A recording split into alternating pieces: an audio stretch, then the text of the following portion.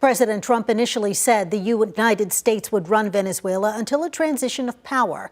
Now Secretary of State Marco Rubio says the U.S. will not govern Venezuela, but instead continue to enforce an oil quarantine on that country.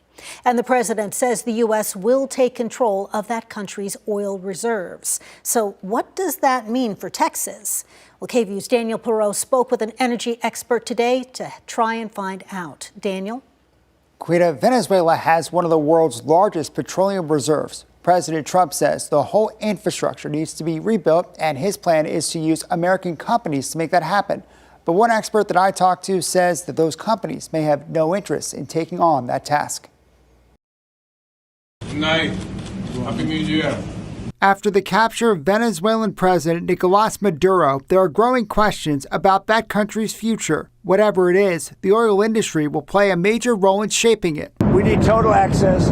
We need access to the oil and to other things in their country. American companies have tapped that supply for decades. But since Venezuela nationalized its oil industry, output has plummeted. The 500,000 barrels a day that Venezuela sends out to the global market is about 0.5% or less of the global oil market. President Trump says American companies will be recruited to invest billions to refurbish the oil industry in the country. It's heavy oil. It's rather physically difficult to get to market. University of Houston energy fellow Ed Hurst says getting significant production back online won't be easy. It's not turning on a tap. Rebuilding an industry that's been neglected for essentially 24 years is going to take time and a lot of money. As for what it will mean for Texas, the largest oil-producing state in the U.S., nothing.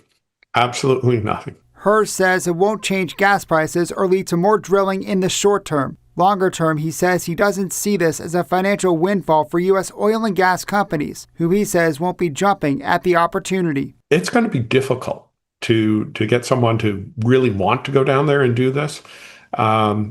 We don't know what the rule of law is going to be. On NBC's Meet the Press on Sunday, Secretary of State Marco Rubio said it isn't about getting more oil. The U.S. has plenty. What we're not going to allow is for the oil industry in Venezuela to be controlled by adversaries of the United States. As President Trump pushes to get the oil flowing again, Hurst says U.S. companies will have to weigh whether the investment is worth the risk. They're not going to do it unless they can see a path out for that money. The only Texas company that still operates in Venezuela is Chevron. They produce about 150,000 barrels of oil per day. I reached out to the company today to ask about its future operations in Venezuela. A spokesperson says that Chevron is focused on the safety and well-being of employees and the integrity of its assets, adding they continue to operate in full compliance with all relevant laws and regulations. Quita.